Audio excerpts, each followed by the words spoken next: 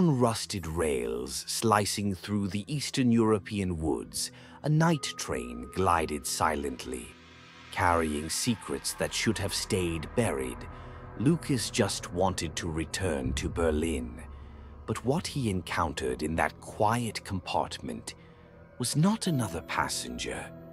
It was something that never left the train, not even in death.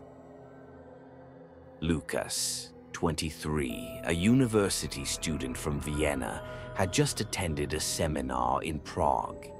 He booked a sleeper train to Berlin, thinking he'd sleep through the night and wake up at home. The Prague station was cold that night. Around 11 p.m., his train rolled into the platform. He picked a nearly empty compartment, just one other person inside, an old woman, bundled tightly in a thick coat, her face nearly hidden. At first, Lucas tried to be polite. "Good evening, ma'am," he said. No response. He assumed she was asleep, but every time the train passed through a tunnel, he felt eyes on him, even though the woman never moved. At one point, he heard something soft, a sigh or a whisper. Around 2 a.m., the train stopped at a tiny rural station. The platform lights flickered. Lucas looked out the window. When he turned back, the woman had shifted slightly. Her coat had slipped just a little, but he was sure she hadn't moved. Lucas grew uneasy. He stepped out to find a conductor, but the corridors felt empty, unnaturally so. No staff, no other passengers. When he returned, she was sitting exactly the same, but now her mouth was slightly open. Inside was dirt. He moved seats, sitting closer to the door. Then he noticed the window reflection. The woman was smiling, but when he turned to look directly at her, her face was unchanged. As the train neared Berlin, Lucas finally found a conductor and reported the strange woman. The conductor frowned. "That compartment? It's supposed to be empty. We didn't assign anyone to it tonight."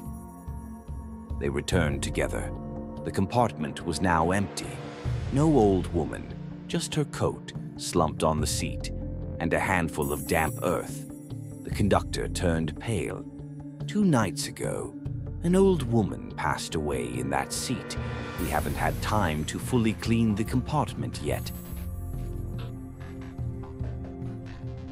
Lucas never took another night train after that, but even now he wonders, was she just a residual memory? Or was she trying to return to where she was meant to be buried?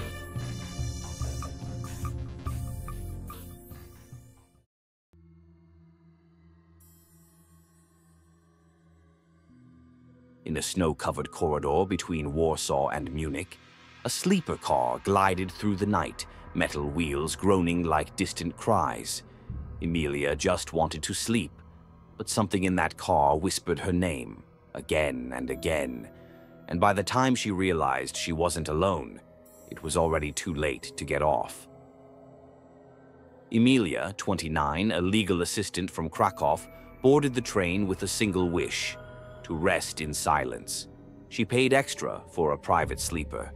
But when she opened the door, she wasn't alone. The woman never spoke. She faced the wall, motionless, no sound, no breath.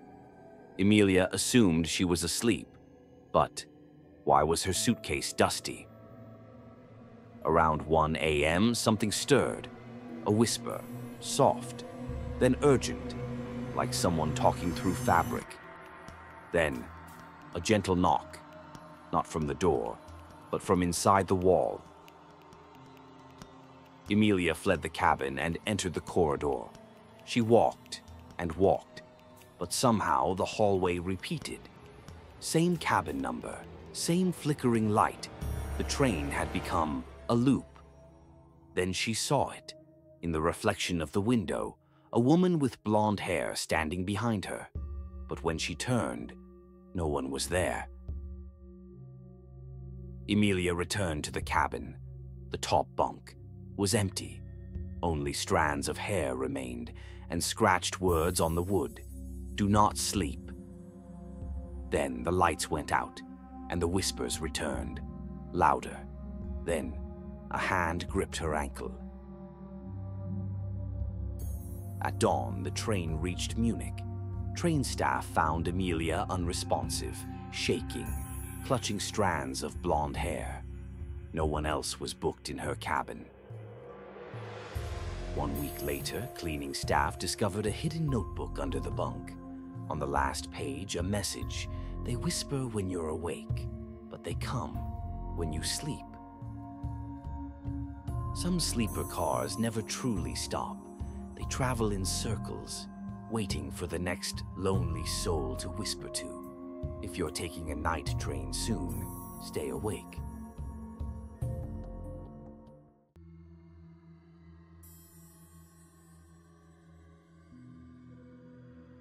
In a quiet village near the German-Czech border, everyone knew each other by name. Every face was familiar.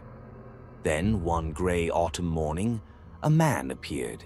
He sat in the same cafe every day, never spoke, never ate, and strangely, no one ever saw him arrive. Eric, a 46-year-old carpenter, was the first to notice. He'd lived in the village his whole life.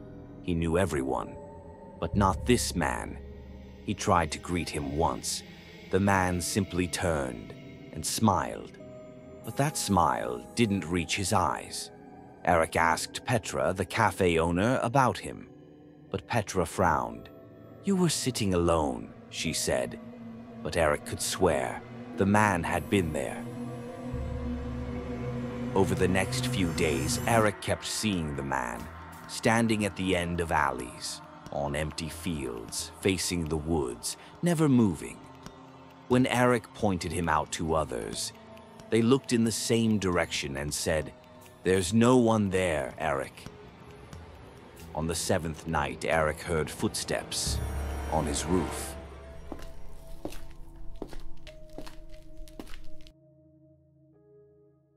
Eric finally confronted him. "Who are you?" he asked. The man whispered, "I'm from here, but not for here." That night, Eric dreamed of the man, standing in the corner of his room, watching him sleep. Eric followed the man into the woods. The trees grew colder. The wind vanished. The air felt wrong. In a small clearing, the man stood silently over an old grave, with Eric's name carved into the headstone. Suddenly, Eric was back, sitting in the cafe, alone. But now, no one recognized him. "We only serve locals," Petra said. Eric stood up, confused.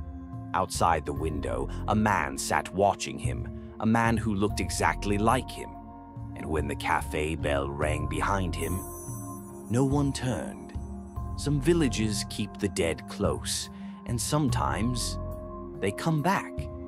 But there's never room for two of the same man.